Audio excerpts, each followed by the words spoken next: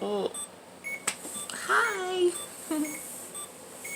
um, so this is my room. Blackout curtains. I don't know if you can really see them. They're open right now because I'm getting ready to dismantle my pump. If you are not sleeping on the floor because we couldn't get the box spring to the mattress around the corner of the stairs with your bed frame beside you and out of a suitcase,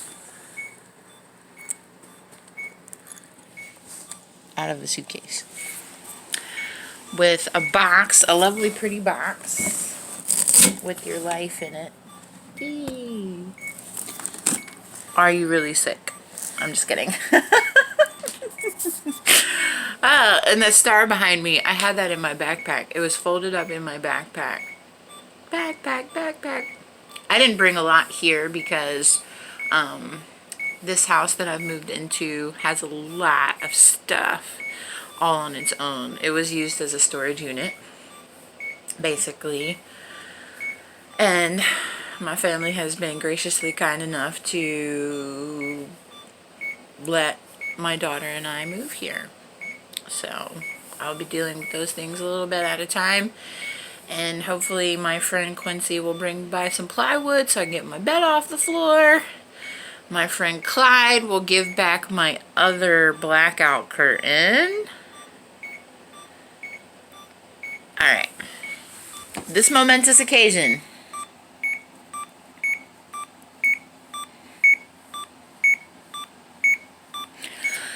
That beeping means that my pump is done for the 72 hours.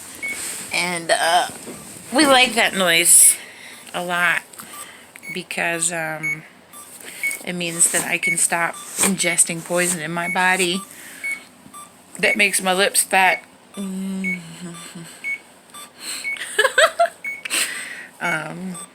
makes me feel like crap. And I usually don't come alive until 2, 3 o'clock in the afternoon, and that's if I'm lucky. And it's usually in short bursts of time that I have a little bit of energy. Believe me, I take the most advantage of it. You guys like this? My daughter calls it her mommy baby band. She said, "Look at my little baby mama." Oh. Sometimes you get tired of wearing the beanie. And I don't like to do the wraps. They look really girly. Although, I don't know. I'm wearing a flower on my head right now. I don't think you can get much girlier than that.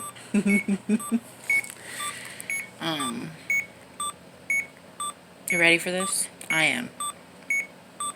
I have a lot to do, but my manager, Cynthia, has taken care of most of it, and I would like to give her a huge shout out. Cynthia is leaving like a jobby job and branching out into a business of her own. And that's really scary because there's no guarantees. And she's just doing it. She's just gonna do it. She's doing it. And I love that. And she has been a magnanimous support for me during this last couple of weeks. And really throughout several years. But she saw that, my job was gone simultaneously with a cancer diagnosis. And then I had to let go of my relationship because it just wasn't working. And she just jumped in and was like, "We're going to do this and we're going to do that and you're going to do this and you're not going to do that. And that's what it's going to be." And I needed that. I really needed that. I resisted it a little bit at first, but, she loaned me a car so I could drive it to move stuff. And she has picked up cleaning and carpet cleaning and painting and sanding of drywall, temper fit holes, and she's just been moving stuff, and I think she's even hurt her rib cage in this adventure, and she needs to take a break. She's going to take a break after the first. The first is when my apartment flips. Hopefully the rental company will approve someone to get in it. If they don't, we'll cross that bridge when we get to it. Alright, let's dismantle this pump. I don't have my little window thingy so I can put you guys down. Ooh, let's see. Let's first start by stopping that noise. Stop the noise! Fight the men! Stop. Silence. There we go. Acknowledge. No. Alright. So, I guess I'm gonna have to end the video here because I need 2 hands to dismantle my port. So I know that you guys have seen this before, but this is the little needle that goes into my port, and this is the pump that I get to go home with. It's garbage. This is all garbage. I don't like doing it.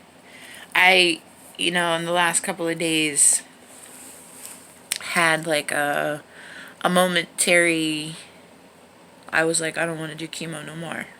And I showed up like 3 hours late to my chemo on Friday, which is why I'm ending my pump today, because I had to go in on Monday.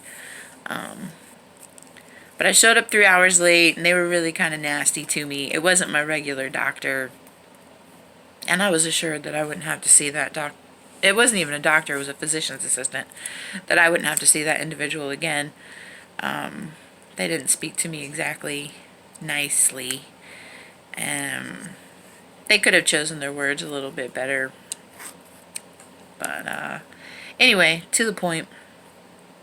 I wanted to quit chemo, and I wanted to get into a car, I didn't care whose car it was, and drive it away. Like, take my little suitcase and just leave and take my chances. And it was a real moment, because chemo, there's no words for how bad it sucks. You can take the sickest you've ever been and multiply it by 20, and that wouldn't even still be enough. And now you shut up! You shut up! I like being nasty to this thing. But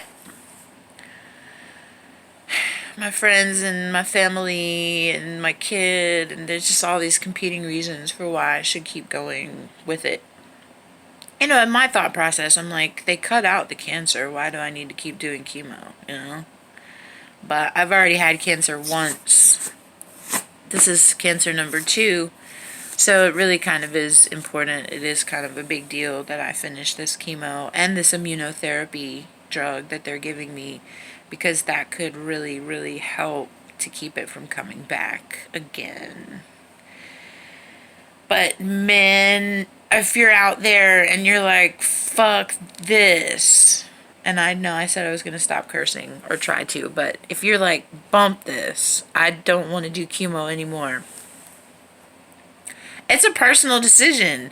It's a hell. It's a battle. It's an everyday, you feel like you're in the bottom of a sewer with toxic waste just swimming in it.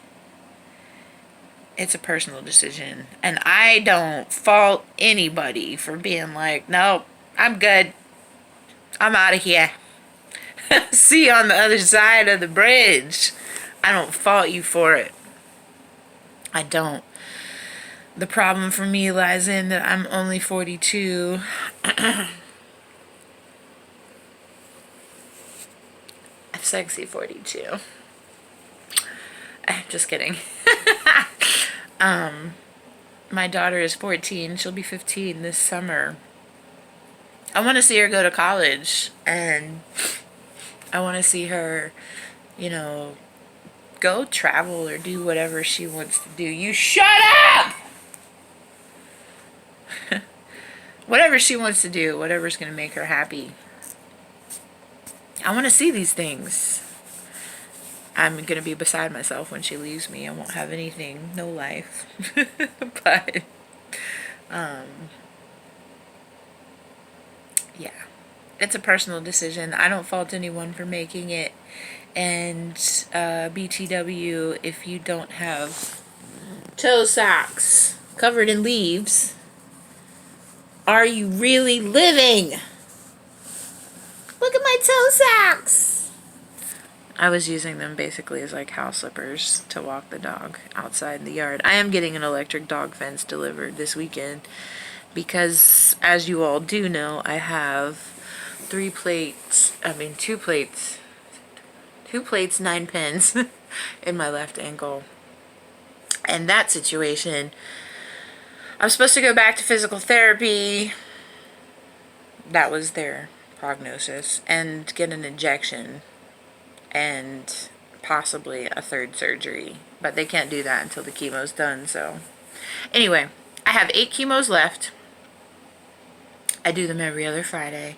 So by my estimation, I should be done at the end of May. There will be a little bit of padding in case I miss one for some god unforsaken reason. I will be done by my birthday with the chemo. But then I have an additional 8 more every other Fridays immunotherapy infusions. The immunotherapy infusions, they claim, is not what makes you sick. That's just like a pump you up type of drug. So